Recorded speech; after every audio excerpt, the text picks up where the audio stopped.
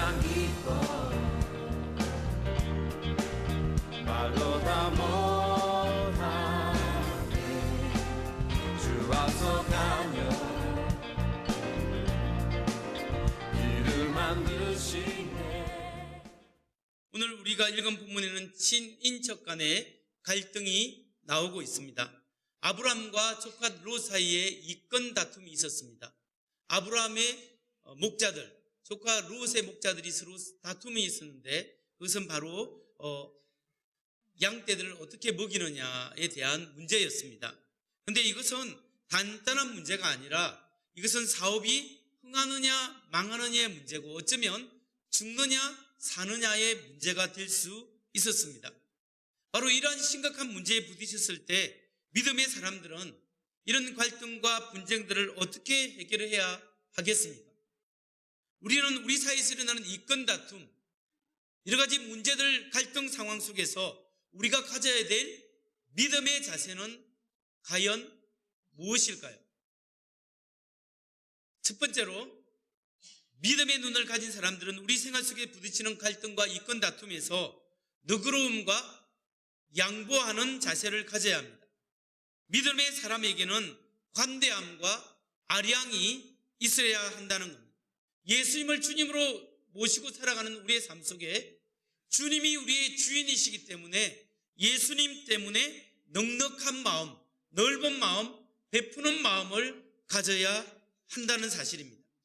여러분, 아브라함을 보십시오. 아브라함은 믿음의 눈을 가진 사람으로서 관대함과 아량을 베풀었습니다.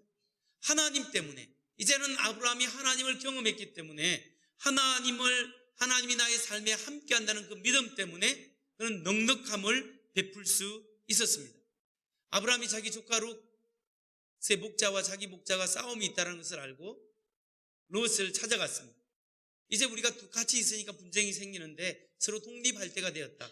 네가 오른쪽으로 가면 나는 왼쪽으로 가고 왼쪽으로 가면 나는 오른쪽으로 가서 서로 각각 흩어져서 생활하면 좋겠다라고 이야기했습니다. 그러면서 기득권을 양보한 거죠. 여러분, 이것이 겉으로 보기에는 쉬운 결정 같지만 사실은 쉬운 결정이 아닙니다. 물이 없고 풀이 메마른 지역에 물을 양보하고 푸른 풀밭을 양보한다는 것은 너무나 중요하고 이것은 어쩌면 그렇게 양보해버리면 자기의 사업이 파산할 지경에 이를 줄도 모른다는 거죠. 근데 여기서 아브라함은 왜 이렇게 불리한 제안을 조카 롯에게 했겠습니까?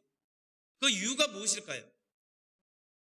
그 이유는 이제 아브라함도 많이 변했기 때문입니다. 전에는 하나님 말씀에 따라 가나안 땅에 들어갔을 때 베들에서 예배 드렸을 때 기근이 왔습니다. 급한 마음으로 애굽으로 내려갔죠. 거기서 믿음의 실패를 했습니다. 낭패를 당했습니다. 근데 그때 하나님의 도우심을 경험한 거예요. 내가 이렇게 부족하고 인약하고 잘못 선택을 해도 하나님께서는 나를 도와주시더라. 이 믿음을 가지게 된 겁니다. 이 믿음을 가지고 하나님의 도우심을 경험한 후에 아브라함은 이제 믿음의 사람이 되었고 변화되기 시작했습니다. 이제 더 이상 환경을 바라보지 않았습니다. 이제 하나님 바라봤습니다.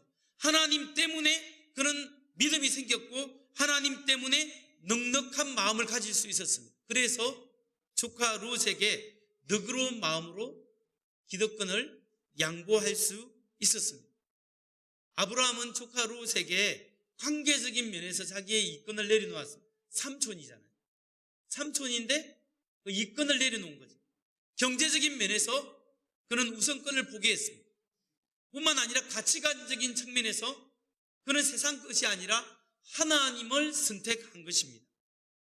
그렇기 때문에 그는 하나님의 도움을 경험할 수 있었습니다.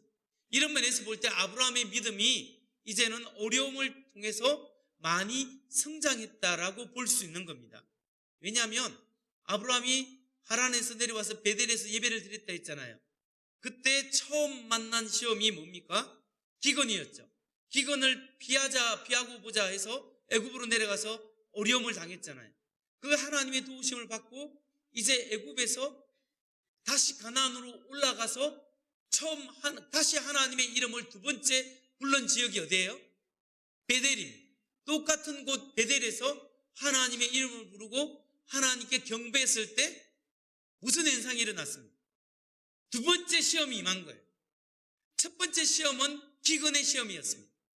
두 번째 시험이 뭐죠? 이해관계의 갈등, 이권 다툼의 시험이었던 겁니다. 아브라함과 조카 롯 사이의 이권 다툼. 이 시험에서 이제 아브라함이 다시 실패할 수도 있었는데 하나님을 경험하고 믿음이 생겼기 때문에 그는 하나님을 선택했기 때문에 그 시험에서 넉넉함과 아량을 베풀 수 있었다는 사실입니다. 성도 여러분, 하나님의 은혜를 체험한 사람은 그 하나님의 은혜 때문에, 그 은혜 체험 때문에 넉넉함을 가질 수 있습니다. 하나님을 믿는 믿음 때문에 하나님께서 도우시고 하나님께서 반드시 인도하시고 하나님이 이끌어주신다는 그 믿음 때문에 그는 다른 사람을 섬길 수 있고 없는 가운데서도 다른 사람에게 베풀 수 있는 사람이 될 수 있다라는 겁니다. 여러분, 하나님을 믿는 성도들의 특징이 뭐냐면 너그러움과 양보입니다. 신앙이 있는 사람, 정말 하나님을 믿는 사람은 손해볼 줄 아는 사람이에요. 왜 그렇습니까? 하나님께서 내게 더 좋은 것을 주실 줄 내가 믿기 때문입니다. 우리 주님이 하나님이 인간의 몸으로 오셨고 그분이 나를 위하여 죽으셨고 그분이 나의 죄를 용서해 주셨고 그분이 나를 위하여 다시 부활하셨고 그분이 하나님 우편에 앉아 계시고 그분이 보혜사 성령을 통하여 오늘 나를 도우시고 나와 함께 하시고 나를 하나님의 자녀 삼으시고 하늘에 신령한 온갖 복을 주셔서 내가 살아도 살고 죽어도 살고 영원한 하나님 나라에서 하나님 나라의 상속 온갖 좋은 것을 이어받을 자로 나를 신분을 변화시켜 주셨습니다. 이런 엄청난 은혜를 받았습니다. 이런 은혜를 받았다면, 진정한 하나님의 축복을 받았다면 우리 마음속에 뭐가 있어야 되냐면 하나님 때문에 넉넉함이 있어야 한다는 거예요. 하나님 때문에 베풀 수 있는 믿음이 있어야 합니다. 여러분, 우리가 가정생활 속에서 내가 양보해야 할 것이 무엇인가를 생각해 볼 수 있어야 합니다. 가족 관계에서 조금 손해보고 내가 너그러운 마음을 가지면 내 가족이, 내 친척들이 나로 인하여 저분 참 뭔가 있어, 예수 믿는 사람 같아, 이렇게 느낄 것은 무엇일까요? 우리 인간관계에서, 우리 직장생활 속에서 예수 믿는 믿음 때문에 내가 손해보고 내가 양보하고 내가 하나 더 배려하고 이렇게 베풀어 준다면 그것이야말로 우리가 주님을 높일 수 있는 최대의 기회이지 않습니까? 예수 믿는 사람이 어떤 때는 상식적인 선에서도 행해야 하는 것이 정말 필요해요. 근데 예수 믿는 사람이나 안 믿는 사람이나 이 세상에는 비상식적인 경우가 너무나 많습니다. 사회 구조도 그렇고 사람들 삶도 비상식적인 경우가 너무나 많습니다. 여러분, 신앙이라는 것은, 예수 믿는 십자가의 사랑은 상식 이상이에요. 예수 믿는 사람이 비상식적으로 살면 안 됩니다.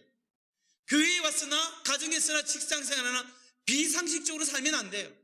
우리는 최소한 상식적인 사람이에요. 그러나 크리스찬 사람은 상식을 넘어서 그 위에 거룩과 십자가의 사랑과 희생과 은혜로 사는 거예요. 우리는 상식 위에 희생과 베품으로 나아가야 합니다. 그게 십자가의 사랑을 받은 사람의 행동이고 그것이 기독교 윤리예요. 기독교의 윤리는 상식 이상의 십자가 사랑과 거룩함이 있는 거예요. 그 거룩함은 하나님에 대한 믿음과 포기와 희생으로 나타나야 한다는 거예요. 그렇기 때문에 예수 믿는 사람이 이기적이면 그건 하나님의 은혜를 헛되게 받는 거예요. 우리는 지극히 상식적이면서 그 위에 하나님의 은혜로 거룩함이 있고 그 거룩함 속에 사랑과 희생과 베품이 있을 때 이게 예수 믿는 사람의 삶인 거예요. 하나님이 이렇게 나처럼 부족하고 좀생이같이 이기적인 나를 불쌍히 여기시옵소서, 이 믿음의 고백과 회개가 있어야 되는 거예요. 특히 예수 믿는 사람들 중에 부모님이 돌아가신 후에 재산 상속, 이것 때문에 분쟁이 일어나서 참 상처를 받는 분들을 많이도 봤습니다. 아무리 내가 부모님 앞에 못한 사람도 나중에 돌아가시고 나면 재산에 대한 욕심이 생기는 거예요. 서로 이 재산의 욕심 때문에 서로 미워하고 예수 믿는 사람끼리 싸우고 다투고 원수가 되는 거예요. 근데 여러분, 예수 잘 믿는 사람일수록 양보하고 다른 사람의 입장을 배려해 줘야 돼요. 정말 예수 잘 믿는 사람이 믿는다고 하면서 다른 사람 것을 끄집어서 내 것만 챙길 것이 아니라 다른 것까지 챙기고 움켜잡는다면 이거는 십자가의 은혜와 정반대로 가는 거예요. 우리가 조금씩 양보하고 믿음을 발휘해야 될 때가 바로 그런 곳입니다. 하나님 때문에 왜 우리가 양보해야 해요?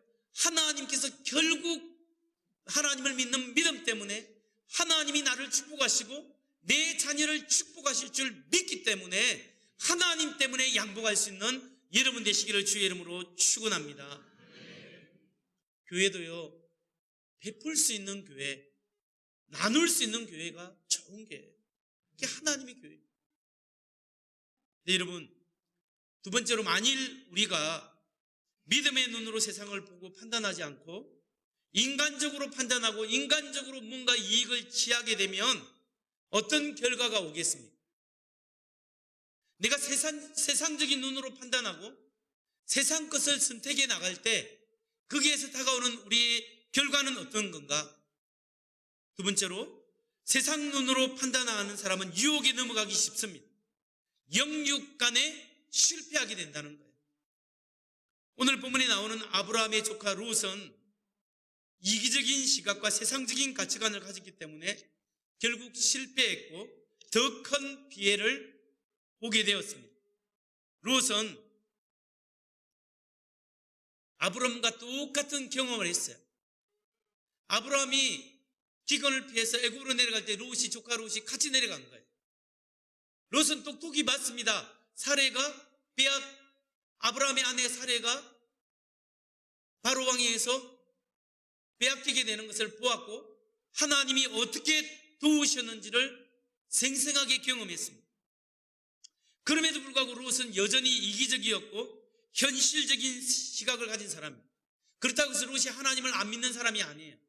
하나님을 믿지만 말씀에 붙잡힌 사람이 아니었다라는 거예요. 그는 믿음으로 살기보다는 현실적인 시각, 자기 생각, 세상적인 가치관에 살고 있었습니다. 그러니까 롯은 아브라함으로부터 유리한 제안을 받자 덥석 삼촌에 대한 배려도 없이 좋은 것을 취해버린 소돔과 고모라가 있는 그 요단 초원, 물이 있고 풀노른 풀밭이 있는 그 초원을 선택해서 그쪽으로 나가고자 한 겁니다. 창세기 13장 10절 말씀을 보십시오. 이에 롯이 눈을 들어 요단 지역을 바라본즉 소알까지 온 땅에 물이 넉넉하니 여호와께서 소돔과 고모라를 멸하시기 전이었으므로 여호와의 동산 같고 애굽 땅과 같았더라.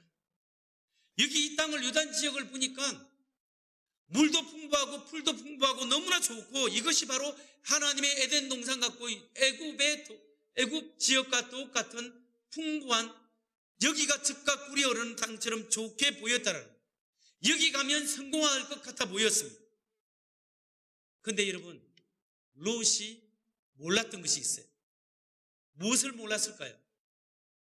롯이 몰랐던 것은 소돔과 고모라는 제약으로 곧 멸망당할 도시라는 것을 몰랐던 거예요. 잠시 잠깐 후면 그 지역에 중동 전쟁이 일어나서 그 지역에 있는 4명의 왕들이 연합해서 소돔과 고모라 성을 치고 조카 롯도 붙잡혀 갈 거라는 그 안 좋은 운명을 알지 못했던 겁니다. 조금만 있으면 하나님께서 불러서 그 도시를 심판하실 것이라는 그것을 몰랐습니다. 롯은 그럼에도 그렇게 몰랐기 때문에 믿음으로 그 세상적인 도시를 사랑했고 세상적인 도시를 향해서 가까이 갔고 결국 소돔 성 안으로 들어가 버리고 말았습니다.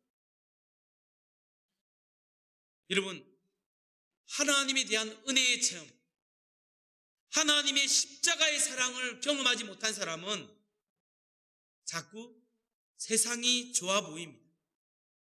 하나님의 말씀대로 살아가는 것이 어리석게 보이고 말씀대로 살아가는 데 있어서 타협하기 시작합니다. 그렇게 하다가 보면 결국 부끄러움을 당하고 하나님께 혼나고 하나님 앞에 돌아오게 되는 그 사람이 누구냐? 그런 사람이 롯입니다. 롯은 하나님을 전적으로 신뢰하지 못했습니다. 하나님을 믿는 것 같지만 반쪽만 믿고 반은 자기 좋은 대로 세상을 향해서 마음을 널고 하나님의 은혜의 문에 왔다가 갔다가 하는 사람이었습니다. 결국 그렇기 때문에 롯은 세상을 쫓아갔고 소돔성에 들어가서 살았고 전쟁의 포로로 잡혀갔고 하나님께서 불러서 그 성을 소돔과 고모라를 멸할 때 자기가 애지중지하게 갖고 있던 모든 재산을 다 잃어버리게 되었습니다. 뿐만 아니라 자기 사랑하는 아내마저도 세상의 미련을 보고 뒤로 돌아보고 봤다가 소금 기둥으로 변하게 된 거죠. 그리고 딸 둘만 데우고 겨우 데리고 겨우 동굴 안으로 피신가게 된 신세가 되었습니다. 롯은 모든 것을 다 잃었을 때야 결국 하나님을 바라보게 된 것입니다. 여러분, 우리 그리스도인들이 세상적으로 살아가면 더 많이 손해볼 수 있습니다. 우리가 믿음으로 살아가면 더 많이 손해를 볼 수 있는 거예요. 정말 예수 믿는 사람답게 정말 신실한 그리스도인답게 살아가면 손해보게 돼 있어요. 내가 믿음으로 살아가면 우리가 손해보는 거예요. 여러분, 많은 사람들이 이야기합니다. 나는 예수 믿고 내가 구원받고 은혜를 받았으니 내가 순교자적 삶을 살겠다. 내가 하나님 앞에 엄청나게 헌신하고 엄청나게 하나님 앞에 헌신하며 순교자의 삶을 살겠습니다. 결단하고 다짐합니다. 그런데 오늘날 우리는 박해가 없습니다. 박해가 없는 이 지역에 오늘날 우리의 순교란 무엇입니까? 우리가 하나님 앞에 헌신하는 것이 무엇입니까? 그것은 예수 믿는 것 때문에 우리가 우리의 삶 속에서 작은 손해를 보는 것, 작은 손해를 보더라도 우리의 성결함, 고기람, 거룩함을 유지해 나가며 손해보면서 그리스도를 드러내는 것이 오늘날 우리 시대에 우리가 해야 될 순교적 사명이라는 거예요. 여러분, 믿음의 눈으로 사는 것을 연습해야 합니다. 보이는 것대로 판단하고 보이는 것을 쫓아가지 마시기 바랍니다. 우리가 생각을 하고 판단하고 결정할 때 이것이 과연 하나님께서 기뻐하시는 것, 이걸 통하여 하나님께 영광을 돌릴 수 있는 일일까? 그걸 생각하면서 그걸 판단하고 그것 때문에 우리가 하나님 앞에 고민하면서 그것을 선택할 때 하나님께서 그것을 축복해 주신다는 사실을 믿으시기 바랍니다. 오늘 마지막으로 오늘 본문에서 우리가 살펴야 될 질문이 있습니다. 그것은 왜 우리 그리스도인들이 손해를 보고 양보해야 합니까? 여러분, 우리가 예수로 이권이 충돌하고 내가 충분히 그것을 주장할 수 있음에도 불구하고 그 이권이 상반될 때 왜 우리 그리스도인들이 양보하고 기득권을 내려놓고 넉넉한 마음을 가져야 할까요? 그 이유는 우리가 믿음으로 선택하고 간대함을 베풀게 되면 하나님께서 책임져 주시기 때문에, 세 번째로 하나님께서 책임져 주신다는 사실입니다. 하나님께서 우리에게 온갖 신령한 하나님의 복을 약속하셨습니다. 약속하셨고 하나님께서 이루실 것입니다. 그렇기 때문에 우리는 그 믿음을 가지고 하나님께서 내게 쏟아부어 주실 그 은혜와 그 축복이 있기 때문에 우리가 하나님의 은혜를 받은 자로서, 우리가 사실은 내가 없는 것 같지만 우리가 가진 자예요. 우리가 넘어질 것 같지만 우리가 넘어지지 않는 사람이에요. 우리가 피할 것 같지만 우리는 최후의 승리가 있는 사람들이에요. 그렇기 때문에 우리는 우리의 하나님 앞에 그런 하나님의 은혜가 있기 때문에 넉넉함을 내어놓을 수 있는 겁니다. 아브라함은 분쟁이 일어나고 다툼이 일어나니까 조카 롯에게 양보를 했습니다. 쉽지 않는 결정입니다. 왜, 무엇 때문에 쉽지 않는 결정을 아브라함은 손해보기로 작정했을까요? 물론 그 표면적인 이유는 조카잖아요. 피부치. 조카니까 삼촌이 양보해 준 거죠. 근데 실제적인 이유는 아브라함은 그가 이제는 믿음으로 희생하고 나면 하나님께서 반드시 축복해 주신다는 사실을 믿게 된 것입니다. 하나님이 본토 친척 아비집을 떠나 내게 지시할 땅으로 가라. 내가 내게 복을 주어 내가 이름을 창대케 하고 큰 민족을 이루게 하겠다 약속해 주셨습니다. 그게 전에는 덩그러움같이 느껴졌는데 이제는 어려움 속에서 붙잡힘을 하나님의 도우심을 경험해 보니까 확실하게 느껴진 거예요. 그렇기 때문에 아브라함은 온전히 하나님을 믿었고 신뢰했기 때문에 넉넉함을 유지할 수 있는 겁니다. 여러분, 믿음은 하나님을 온전히 신뢰하는 겁니다. 그럼 믿음의 기초가 뭔지 아십니까? 믿음의 기초는 하나님을 알아가는 거예요. 미신은 아무거나 믿으면 돼요. 미신은 무조건 그 내용을 몰라도 그냥 자기 유일한 것만 해주면 되는 거예요. 그게 미신적 신앙이에요. 기독교 신앙은 그게 아니에요. 기독교 신앙은 믿는 대상이 누군가를 확실히 아는 거예요. 우리가 믿는 하나님이 누구며 예수 그리스도 누군가를 알아가는 것이 믿음이에요. 그러나 아는 것만 믿음이냐? 그뿐만이 아니에요. 하나님을 알고 그 다음에는 인격적으로 하나님을 신뢰하는 거예요. 하나님을 신뢰하는 것 가운데 알고 신뢰하면서 그 다음에는 하나님께 온전히 내 몸을 드리는 헌신이 있을 때 이게 믿음이라고 하는 거예요. 여러분, 아브라함은 하나님을 알았습니다. 하나님을 인격적으로 경험했습니다. 그렇기 때문에 자신의 삶을 온전히 드리기로 작정한 거예요. 그게 믿음이었습니다. 아브라함이 그렇게 그런 믿음 때문에 조카 롯에게 유리한 고지를 양보하고 이렇게 해주니까 한편으로 마음이 좀 쓸쓸하고 섭섭한 마음이 있을 겁니다. 왜 그러냐면 삼촌이 조카에게 야, 네가 저게 우리 같이 분쟁이 있으니까 너 좋은 것 가져라. 네가 좋은 것 가지면 내가 안 좋은 것 가질게. 이렇게 말하면 이 조카가 아니요 삼촌, 나는 좀 젊었으니까 삼촌이 좋은 데 좀 가지세요. 그리고 나는 좀 안 좋은 데로 내가 좀 돌아다닐게요. 이렇게 말이라도 해주면 좋을 텐데, 알겠어요 삼촌, 그럼 내가 저분이가 저 땅 그냥 저 좋은 거 저거 내가 가질게요 하고 저렇게 그냥 덥석 그냥 가버리는. 그러니까 아브라함의 마음속에 냉큼 가지러 하니까 냉큼 좋은 거 가져가니까 좀 이기적인 것 같다. 저는 내가 지금까지 키우고 입혔는데 먹이고 재웠는데 제가 좋은 걸 그래 가니까 좀 섭섭하네, 이런 마음이 들지 않겠어요? 우리가 믿음이 아무리 좋은 사람도요, 믿음이 아무리 좋은 사람도 말씀대로 살아갈 때 실망도 하고 서운한 것도 있어요. 내가 말씀을 믿습니다 하고 그렇게 실제로 양보하고 내놓으면 불편하고 답답하고 손해보는 것 같은 느낌이 왜 안 들겠어요? 근데요, 하나님은 우리의 그 마음도 아세요. 우리의 그런 섭섭한 감정도 아시고 하나님이 아브라함을 찾아가셨어요. 아브라함에게 찾아오셨어요. 그리고 하나님께서 아브라함의 축복을 확인시켜 줍니다. 그게 어디에 나오냐면 창세기 13장 14절에서 17절이에요. 읽어보면 롯이 아브라함을 떠난 후에 여호와께서 아브라함에게 이르시되 너는 눈을 들어 너 있는 곳에서 북쪽과 남쪽과 그리고 동쪽과 서쪽을 바라보라. 보이는 땅을 내가 너와 내 자손에게 주리니 영원히 이르리라. 16절부터 10절 같이 한번 읽겠습니다. 시작. 내가 내 자손이 땅의 티끌 같게 하리니 사람이 땅의 티끌을 능히 셀 수 있을진데 내 자손도 세리라. 너는 일어나 그 땅을 종과 행으로 두루 다녀 보라. 내가 그것을 내게 주리라. 아멘. 하나님은 아브라함에게 약속을 하는 거야. 내가 전에 내게 주겠다는 그 축복, 그 복을 내가 잊지 않았다. 내가 지금 마음이 쓸쓸하고 이런 거 상관하지 말아라. 내가 너의 마음을 안다. 네가 이렇게 희생하고 나를 믿고 나아가니 내가 너를 통하여 나의 뜻을 이루겠노라. 확인시켜 주시고 위로하시고 확신시켜 주시는 거예요. 여러분, 아브라함의 복이 오늘날 우리에게 이어지는 것 아세요? 하나님의 아브라함의 약속하신 복이 이제 다윗을 통하여 예수 그리스도를 통하여 오늘날 우리에게 더 큰 복으로 이루어지는 거예요. 우리가 하나님을 믿기 때문에 손해보고 희생하면 하나님이 책임져 주신다는 사실을 믿으시기 바랍니다. 하나님이 약속하셨고 그렇기 때문에 하나님이 축복하십니다.